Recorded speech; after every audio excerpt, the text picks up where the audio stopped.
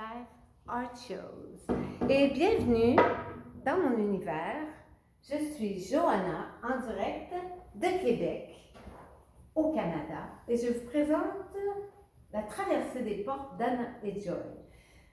En cette 6e semaine, je vous présente la porte numéro 5, la porte de la créativité, qui ouvre sur un champ d'infinies possibilités. Donc, Anna et Joy ont traversé d'autres portes, d'autres expériences, où il y avait des épreuves, où il y avait aussi de la magie parfois. Ils ont traversé tellement de choses à partir d'une zone neutre, car pour eux, ils étaient incarnés en tant que free spirit. Ils sont déjà des esprits libres. Donc, le bien, le mal, pour eux, n'existe pas. Et ils doivent expérimenter à partir des résultats, des conséquences. Un peu comme la loi du karma, eux, ils sont sous la loi des conséquences. À partir des conséquences, ils apprennent ce qui est de mieux pour chacun d'eux. Donc, il y a cette petite phrase d'ailleurs en anglais qui dit « Out of right and wrong, there's a field and I'll meet you there ». Alors, en dehors du bien et du mal, du mauvais et du bon, il y a un champ et c'est là que je vais vous rencontrer. Et c'est là que je viens vous rencontrer moi aussi, dans ce champ des infinies possibilités, où on peut tout co-créer à partir du moment où on a bien pris conscience de ce qu'on voulait laisser derrière parce que ça ne sera plus utile ni actualisable, et aussi ce qu'on veut ramener avec nous dans ce présent vers un monde futur, vers une vision d'un futur amélioré pour notre confort planétaire.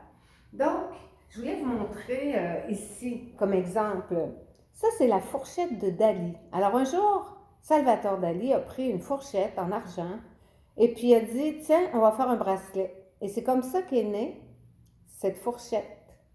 Ici, vous avez ce qui représente l'alliance. Pour moi, l'alliance, c'est ce champ d'infinies possibilités au centre duquel je me trouve et où je recherche des alliés pour co-créer avec moi ce monde dans lequel nous pénétrons à chaque jour à pas de bébé. Ici, vous avez la fleur de vie. La fleur de vie, c'est un pattern qu'on retrouve dans tout ce qui est vivant. Si on prend Vénus, la planète Vénus qui tourne autour de la Terre, quand on filme son cycle, ce qui a été fait scientifiquement dernièrement, on s'aperçoit qu'en fin de cycle, elle a créé une fleur de vie comme tout le reste, en spiralant, avec le soleil qui tourne aussi, toujours, qui nous réchauffe dans notre univers local. Et je voulais vous montrer cette pierre qui s'appelle une amolite, que j'avais pris chez Géomania à Place Royale, et où j'avais pris conscience à partir de cette pierre, qui est une pierre fossilisée de 70 à 100 millions d'années, et il y a 70 à 100 millions d'années, le fond des océans était peuplé de cette sorte d'animal qui s'appelait l'ammonite, et ils ont créé une pierre aujourd'hui, et des bijoux merveilleux, donc d'un animal marin qui a péri à une ère où il n'y avait plus rien de vivant sur Terre, qui a pétrifié pendant 70 à 100 millions d'années. On a créé de la beauté. Donc, je considère que nous, dans un champ d'infinies possibilités, sous notre voie lactée, dans notre univers local, la voie lactée, ça représente vraiment notre système solaire, notre système planétaire, notre système stellaire. Et les planètes et les étoiles qu'on y trouve, on s'entre-influence la Terre et ces planètes-là. Mais ça fait partie de multiples univers.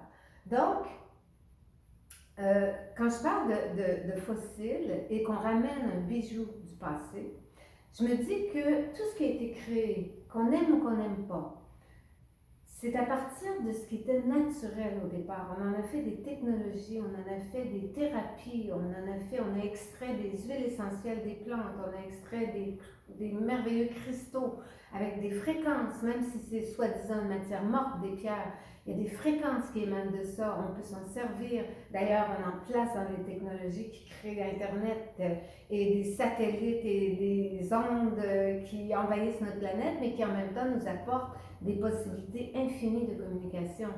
Alors, comme toutes les possibilités sont présentes à ce jour, il faut choisir dans quel champ d'infinies possibilités on va se mettre à co-créer, à rechercher des collaborations. Comme moi, en m'installant sur Internet depuis quelques semaines, ben, j'ai créé une alliance avec des artistes qui m'inspirent énormément.